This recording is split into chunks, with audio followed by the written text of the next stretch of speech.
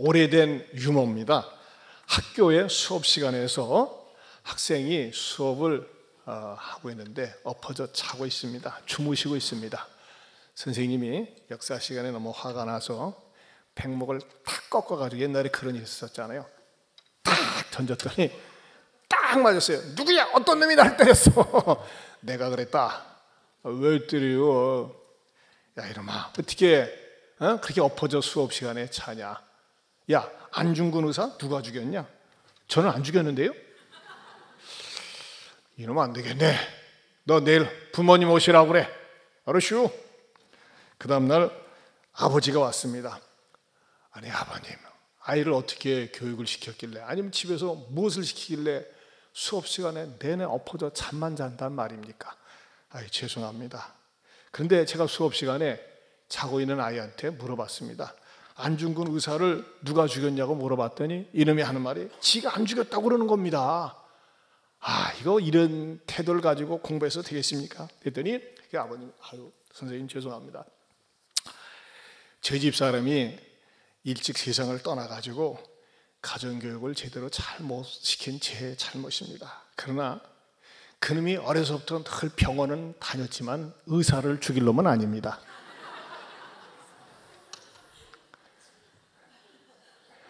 뭔 말인지 모르는 분이 계십니다. 우리가 이제 자녀손이라고 제가 말씀드렸습니다. 보면은 이제 할아버지 할머니 되신 분들은 또 이 손주들이 얼마나 이쁩니까? 또 자녀들, 우리가 어떻게 해야지만이 험한 세상에서 자녀들을 잘 키울 수 있을까? 이 가정의 달을 맞이해서 오늘은 메시지가 이 자녀들에게 좀 집중적으로 준비를 했습니다. 어떻게 해야지만이 우리가 자녀들을 건강하고 밝고 명랑하게 자녀, 손들을 키울 수 있을까요? 첫째, 자녀에게 상처를 입히지 말아야 됩니다. 이 공동 번역에 보면 이렇게 번역되어 있습니다. 한번 공동 번역을 같이 읽어볼까요? 시작.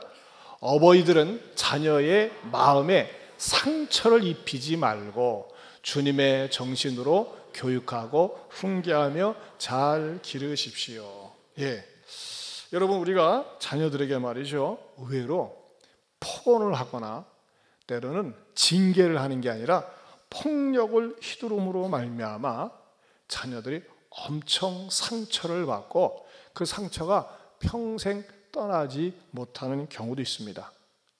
그렇다고 자녀들을 갖다가 너무나 말이지 감싸주는 거, 이거는 아이들에게 말이죠, 세상의 이 험한 세상에 나가서 적응을 못합니다. 이게 균형 감각이 있어야 된다는 것입니다.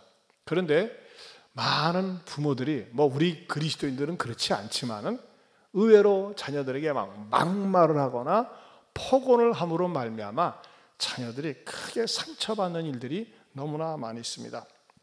이건 좀 극단적인 케이스가 됩니다만은 몇 년 전에 강릉에서 이모양이라고 하는 여자 중학생 아이가 아빠가 술 먹고 발로 차고 얼굴을 때리고 심지어는 병든 조부모에게 행패를 부리는 것을 보고서 그 아빠가 술 먹고 그러다가 행패를 보다 잠이 들었어요. 그러니까 너무너무 자기 아빠가 미워서 자기 아빠를 살해했어요.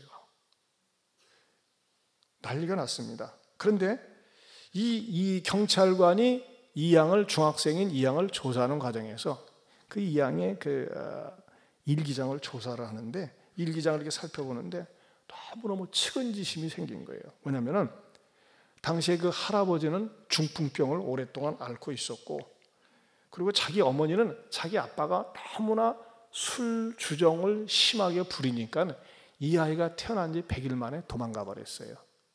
그러니까 조부모 밑에서 말하자면 아버지랑 밑에서 같이 양육이 되는데 너무너무 술 주정이 심하다는 것입니다. 심지어는요, 4살 때 이 아이를 말을 안 듣는다고 세탁기에 넣고 돌린 적도 있대요. 예? 그리고 심지어는 학원에 와서도 술 먹고 행패를 부리고 툭하면 이 양을 발로 차고 얼굴을 때리고 그랬답니다. 요즘에는 있을 수 없죠. 좀 약간 시간이 지난 얘기입니다. 그런데 이 양은요, 학교에 와서도 그런 어두운 가정에 대해서 전혀 밝히지 않고 늘 명랑하고 책임감 있게 열심히 살았다는 것입니다. 결국은 뭐가 왼수입니까? 술이 왼수야, 술. 이 술만 들어갔다 하면은 그렇게 말해 주사를 부리고 가정을 난장판으로 만든 것입니다. 그 이양은 많은 이제 안타깝게 생각하는 사람들이 탄원서를 제출하고 그러면서 이양이 풀려나게 된다 할지라도 또 형벌은 받겠죠. 하지만은 이 어린 것이 자기 아빠를 갖다가 살해했다는 것과 어려서의 상처 이런 것들이 얼마나 평생 지속되겠습니까? 이건 극단적인 사례지만은 결코 여러분 술 좀 그만 끊으시고 술 좀 드시지 말고 술 때문에 가정과 자기 자신을 갖다가 망가뜨리지 마시길 바랍니다. 이 술에 대한 그 재미난 얘기가 있더라고요. 이 술 먹는 분들이 이렇게 이런 글을 썼어요. 저는 술을 안 먹어봐서 모르겠는데 이런데요.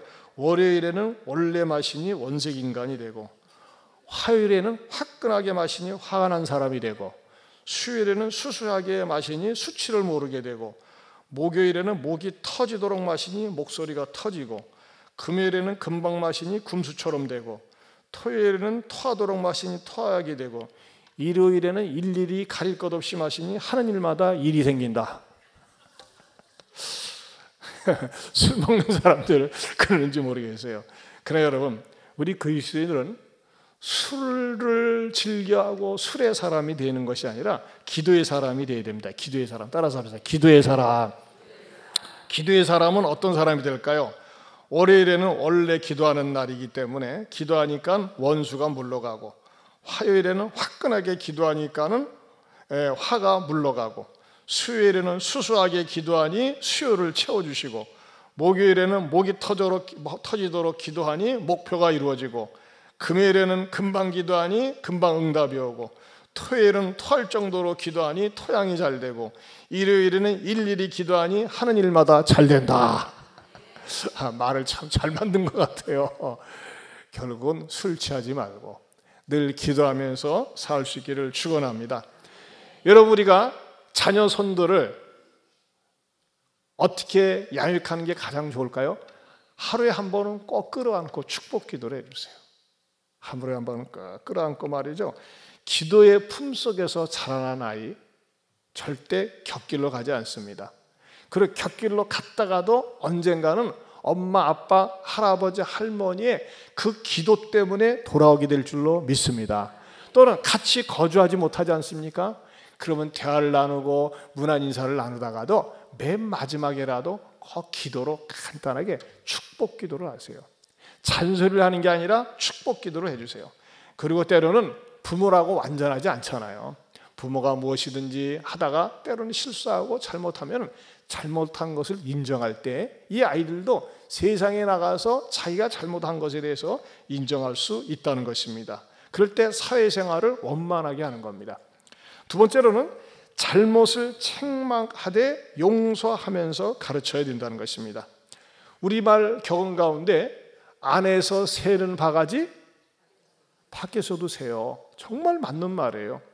여러분 우리가 요즘 보면요 부모들이 애 키우기가 정말 어려운 것 같아요. 그러다 보니까 보통 하나밖에 안 낳고 또 아이들이 식당이나 이런 게 어떤 공공장소에 가면은 지가 왕이 되고 여왕이 돼가지고 함부로 행동하고 말이죠 막 떠들고 이 분위기를 어지럽히는 그런 경우가 많이 있습니다. 한마디로 예의가 없고 버르장머리 없이 크는 아이들이 너무나 많이 있습니다. 그런데 그것을 보다 못한 다른 이웃 어른이 그 아이에게 뭐라고 제재를 하면요 성질이 나가지고 왜 남의 자식 간섭하는 거야 하면서 말이죠 튕겨져 나가요. 그럼 여러분 그 모습을 자기가 보면서 야 우리 엄마 아빠는 영원히 내 편이야. 내가 잘못해도 말이지 항상 내 편이야. 그 사고방식이 딱 자리 잡게 됩니다. 맞습니까? 틀린 겁니까? 잘못된 거예요. 그 애 베리는 겁니다. 여러분 사실요 우리가 남의 자식한테 남한테 전혀 알지 못하는 사람한테 충고를 한다는 거 쉽습니까? 어렵습니까? 어렵습니다. 인간관계도 없는데 충고처럼 어려운 게 없는 거예요. 근데 하도 보다 못하니까는 너무나 어지럽히고 막 떠들고 시끄러우니까는 따끔하게 충고를 하잖아요. 그럴 때는 어떻게 됩니까? 야, 저 어르신 말씀이 맞아. 어르신 말씀이 맞아 하면서 다른 사람의 어른의 다른 이웃의 충고와 어드바이스를 받아들일 수 있도록 자꾸 가르쳐줘야 돼요. 그걸 가르쳐주지 않고 말이죠, 내 아이가 떠들고 까불고 막 주변을 갖다가 어지럽히고 소란하게 하는데도 불구하고 기죽는다고, 왜 남의 아이 기죽이냐고 하면서 막 몰아붙이면요, 이 아이는 자기가 하는 것은 항상 옳은 줄 알면서 세상에 나가서 지 멋대로 사는 겁니다. 지 멋대로 살다가 안 되니까 어때요? 큰 방으로 가는 거예요. 큰 방이 어느 방입니까? 깜방. 왜? 사회의 통제를 받으려고 하지 않으니까는 지멋대로 지 맘대로 살고 싶어 가지고서 마침내 사회의 타의에 의한 강력한 제재를 받지 않습니까? 저는요, 그런 의미에서 우리 아이들이 이 교회 와서 유아부실이나 주일학교에서 가만히 앉아서 예배 드리는 거, 이거 굉장히 좋다고 봅니다. 도대체 애들이 말이죠, 어디 가서 가만히 있지를 못해요. 천방지축이지 않습니까? 천방지축은 지집에서 천방지축이고, 사람들이 모인 자리에서, 음식점에서, 공공장소에서는 말이죠, 예를 지킬 줄 알고 어른들의 말을 소중히 여길 줄 아는 아이로, 자기 통제를 하는 아이로 우리가 부지런히 가르쳐야 됩니다. 그렇지 않으면 이 아이들이 어디 가서든지 미움을 받고 손가락질을 받습니다. 특별히 우리가 아이들을 키우는 데 있어서 정직을 가르쳐야 되는데, 우리가 예전에 그런 적 있지 않습니까? 종종 이제 용돈이 떨어지면 엄마나 아빠 지갑에서 이렇게 딱 끄집어내 가지고서 쓰고 그런 경우가 있어요. 이게 뭡니까? 우리 격언대로 소도둑이 아니라 바늘도둑이 소도둑이 된다고.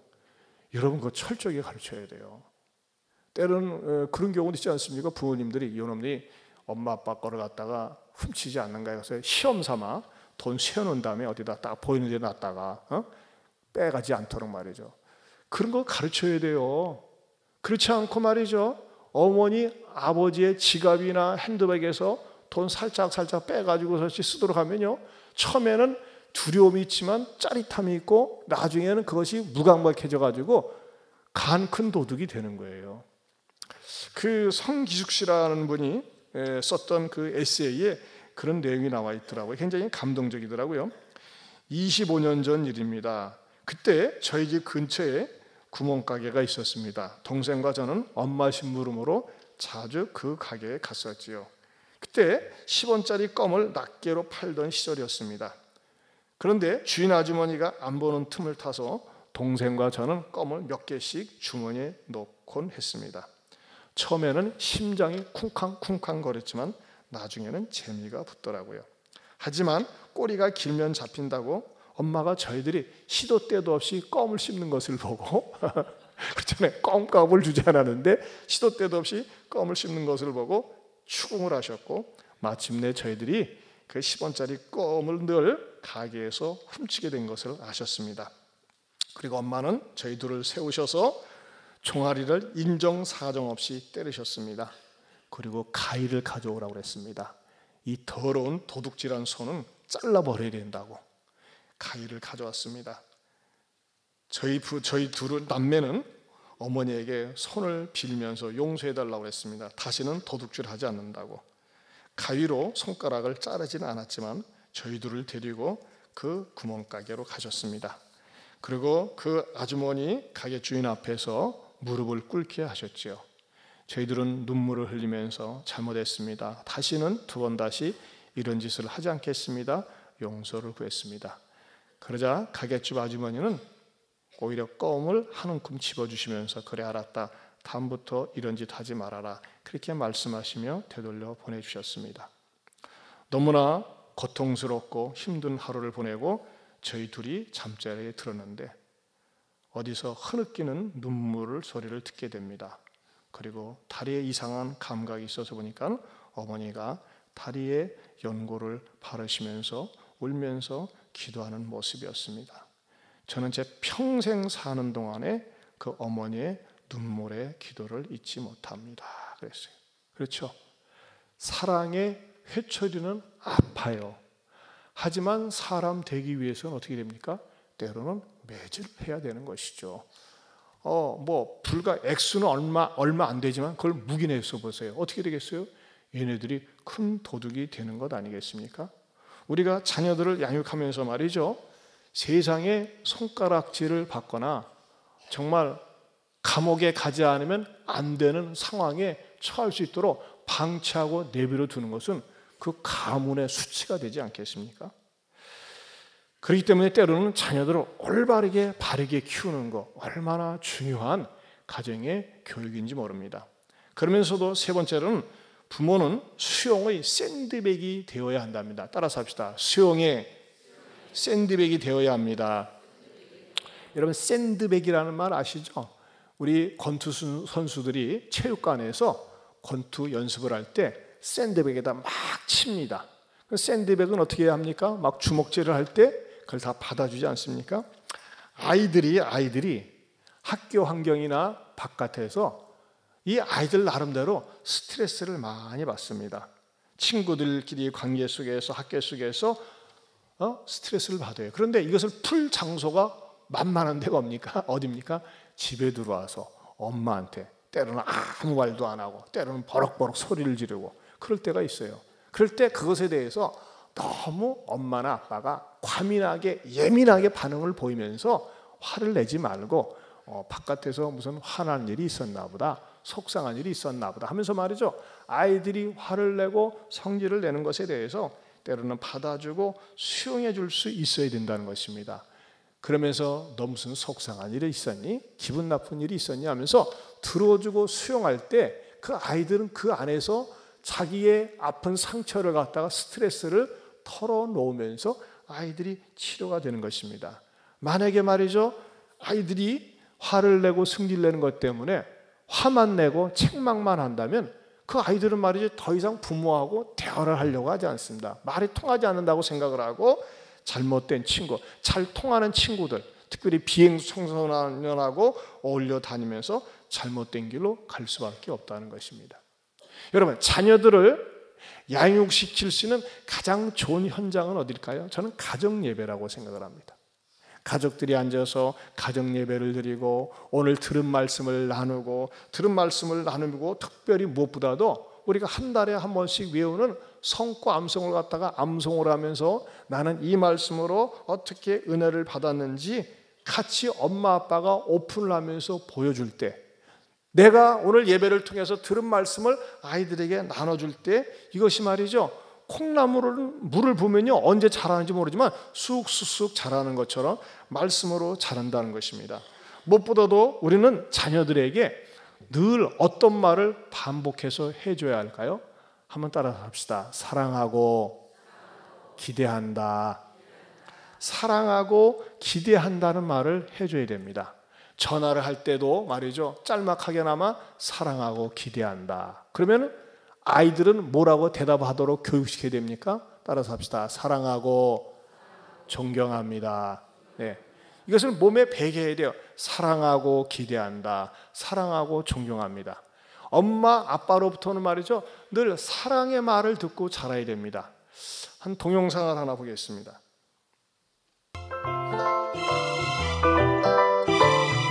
우리 엄마 아빠는 어떤 말을 좋아할까? 엄마가 취업했다? 용돈 드릴게요. 성적 올랐다요. 너 갖고 싶은 거 뭐 있니? 뭐 선물 준다고 할 때가 제일 좋아할 것 같은데. 너 마음대로 해라.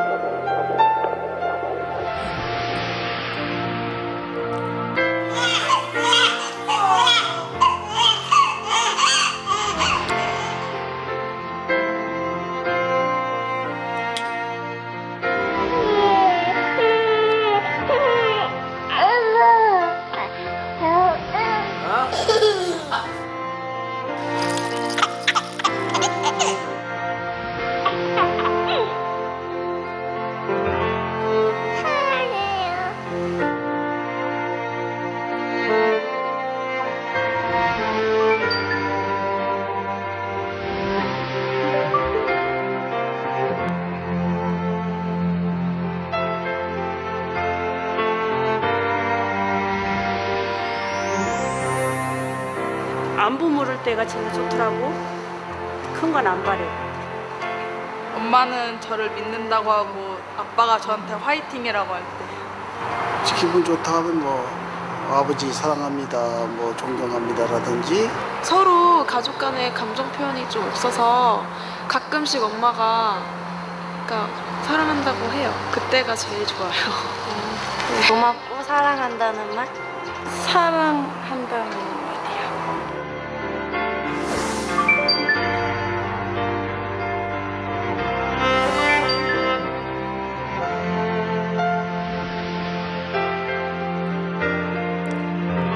엄마가 너희들 너무너무 사랑해. 시은아 사랑해. 엄마 아빠 사랑해. 너를 사랑한다. 아버지 사랑해요. 태호야 사랑해. 엄마 아빠 사랑해. 사랑해. 엄마 사랑합니다. 사랑해. 사랑해요. 사랑해. 사랑합니다. 사랑한다. 사랑해. 엄마 아빠 사랑해. 사랑해요. 사랑해. 사랑한다.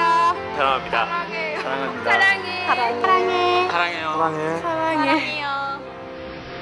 새 계명을 너에게 주느니 서로 사랑하라. 내가 너희를 사랑한 것 같이 너희도 서로 사랑하라.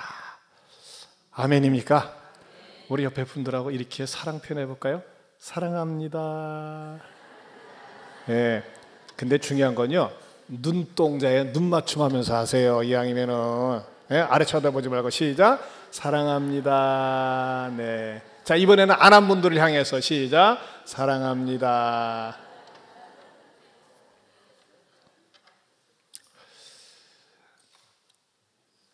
많이 배웠건 못 배웠건 간에 가정으로부터 사랑을 충족하게 받고 난 자녀손들이 어디 가서든지 명랑하고 삶을 적극적으로 주도적으로 살 수가 있어요.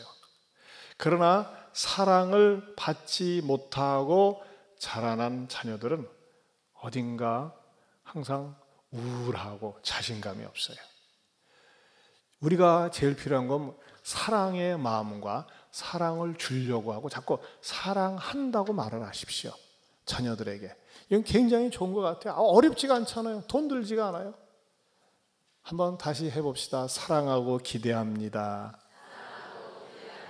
사랑하고 존경합니다. 여러분 교회 안에서도 말이죠. 교회 안에서도 그렇지 않아요?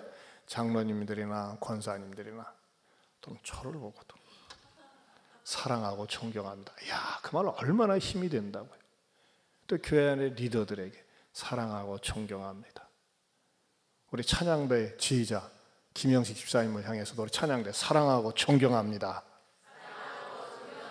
예, 엄에 좋은 거 그렇지 않아요? 예, 사랑하고 우리 따라서 우리 장로님들에게 사랑하고 장로님 존경합니다.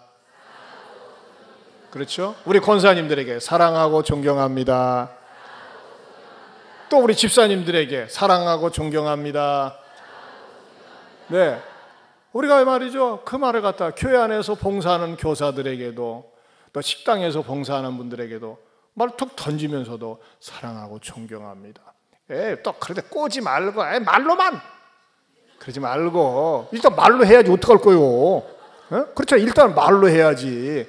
우리 또 윤재영 집사님 말이죠, 탄자니아 한 달 이상 동안 갔다 오셔가지고서 싱싱팔팔하게 살아서 돌아오신 게 얼마나 감사한지 모르겠어요. 여러분 기도 많이 해주셔서 감사합니다. 우리 경례 박수 한번 쳐주세요. 예, 아유 감사합니다.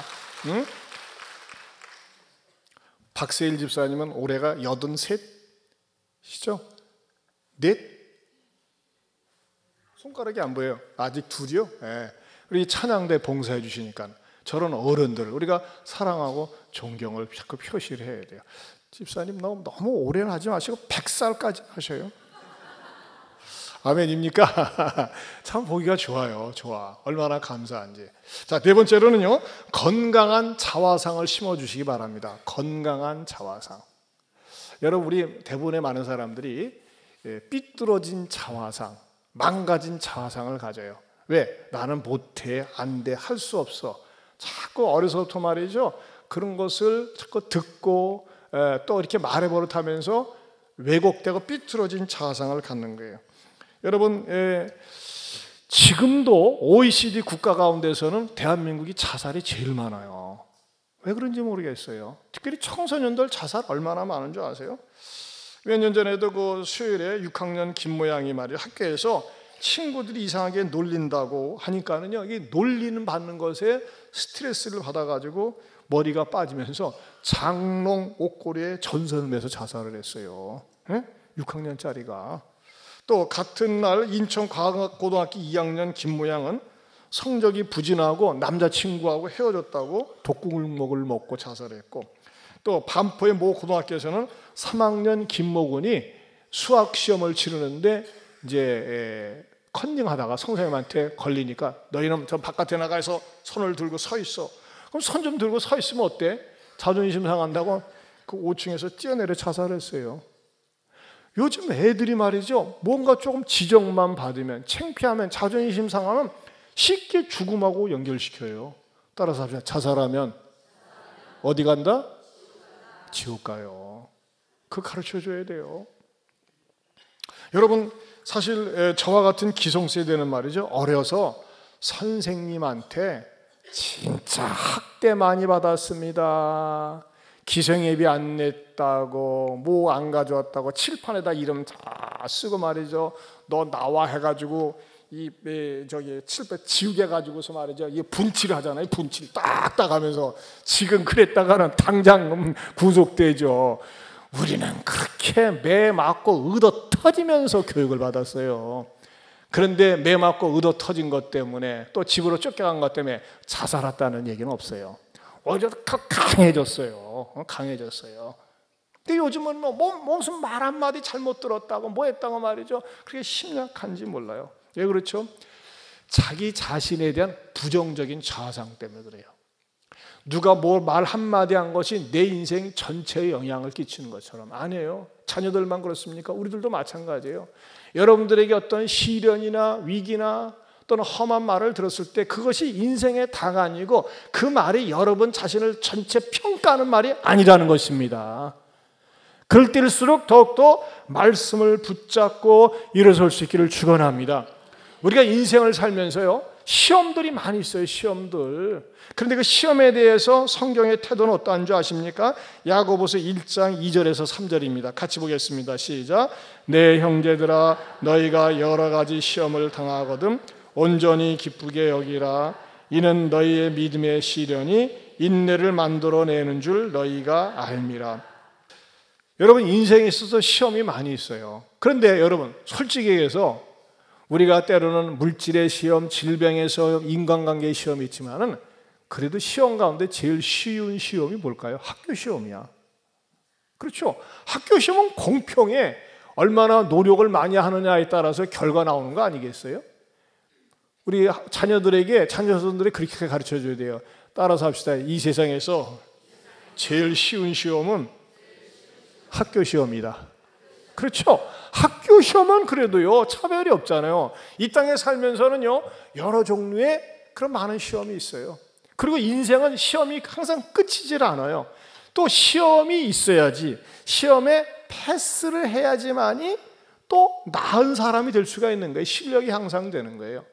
특별히 우리 그리스도인들이 우리들 자신도 그렇고 자녀들에게 끊임없이 가르쳐 주어야 되는 자상이 뭐가 되어야 할까요? only one 사상입니다. 이 세상에서 너는 유일한 존재야.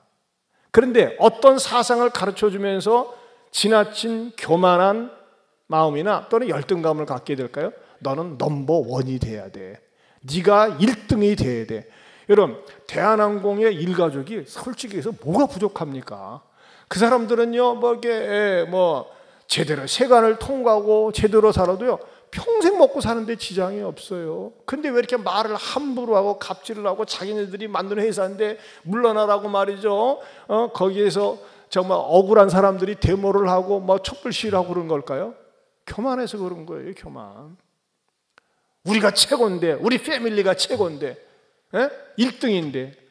여러분, 1등 사상, 1등이 나쁘다는 게 아닙니다. 그러나 넘버원 사상은 뭡니까?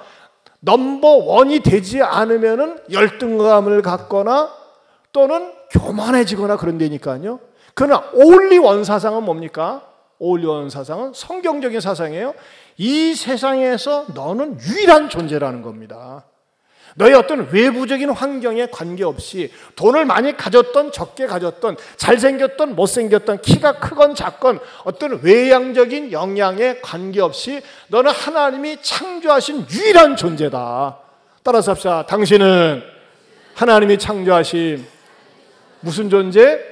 유일한 존재라는 겁니다. 그 사상을 가르치고 얘기해야 돼요. 지문이 똑같은 사람이 없지 않습니까? 나는 하나님이 창조하신 유일한 존재다. 지난 시간에 우리 창조주 하나님에 대해서 말씀드렸는데 이 세상에 나와 똑같이 만든 존재가 없습니다. 특별히 나라는 존재는 왜 소중할까요? 예수님께서 나의 죄를 위해서 십자가에 죽으실 만큼 나는 소중한 존재다라고 하는 그런 건강한 자아상을 심겨줄 때에 어떤 환경이나 주변의 영향을 받지 않고 건강하고 밝게 우리의 자녀들이 자라날 수 있는 줄로 믿습니다. 여러분 개개인도 마찬가지예요. 내가 세상적으로 내세울 거 없고 자랑할 거 없지만 하나님은 나를 갖다가 유일하게 이 74억 인구 가운데서 유일하게 창조하셨다고 하는 그 확신과 믿음을 가지고 살 수 있기를 축원합니다. 여러분 자녀를 소유물로 생각하지 마세요. 내가 낳았지만요 하나님이 나를 통해서 이 세상에 보내준 위탁물이에요.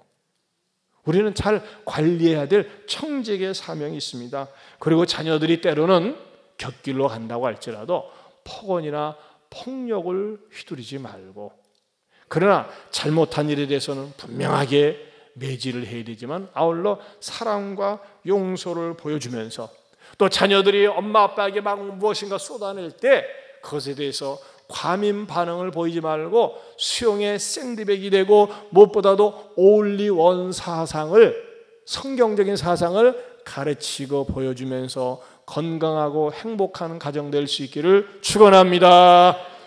제가 이 가정의 달을 맞이해서 늘 좋아하는 찬양이, 나는 이 찬양이 이 찬송가에 좀 넣지 왜 안 넣나 아쉬워요. 주보 사면에 나와 있습니다. 여러분들 좀 집에 가서 부르시라고요. 예, 우리 같이 복되어라 우리 가정 믿음으로 살아가요.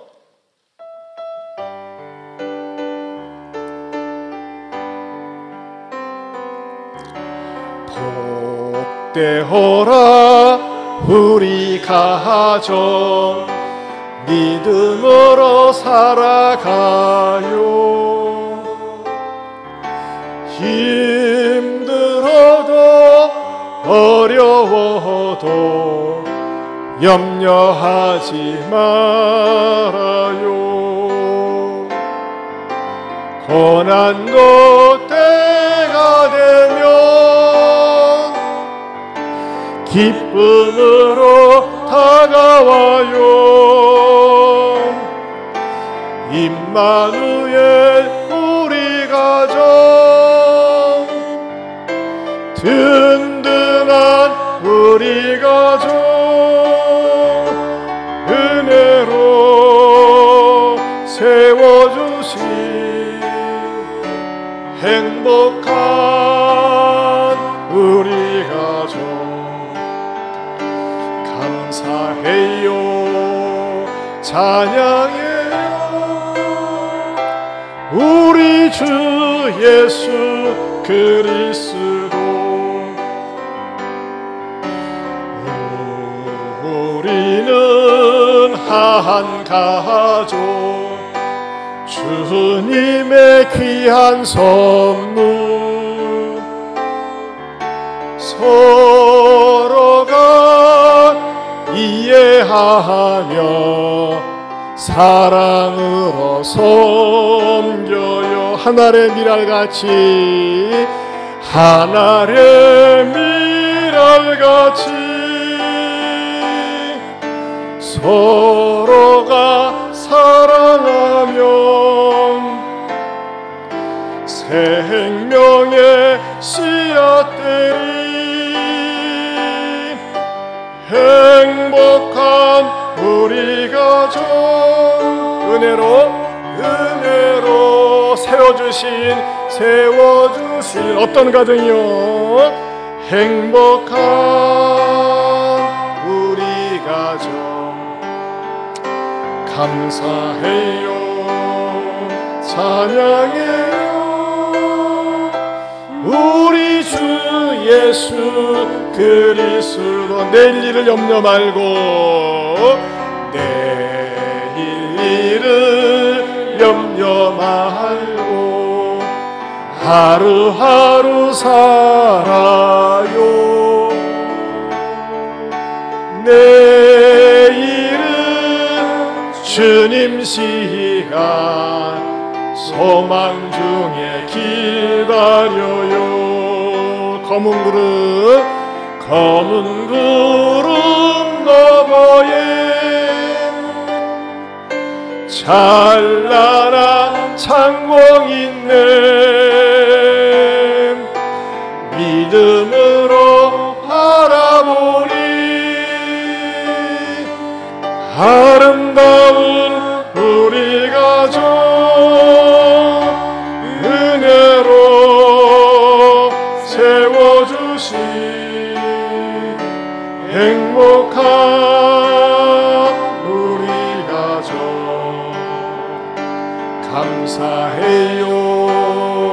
찬양해요. 우리 주 예수 그리스도.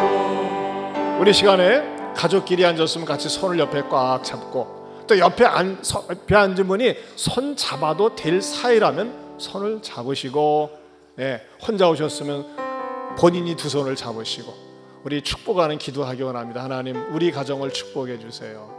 혹시 여러분 가정 가운데 어둠이 있거나 답답하거나 늘 분쟁과 다툼이 있습니까? 하나님, 제가 미랄이 되게 해주세요. 또 여러분의 친인척 가운데 어려운 가정이 있으면 축복하는 기도를 하세요. 하나님, 우리 가정이 사랑이 넘치길 원합니다. 사랑하고 존경하고 사랑하고 기대하는 가정, 또 어려움이 있으면 그 어려움이 해결되는 가정이 되게 해달라고 여러분의 가정을 축복하는 기도, 자녀 선도를 축복하는 기도, 또 부부를 축복하는 기도 다 같이 주여 한번 부른 다음에 기도합니다. 주여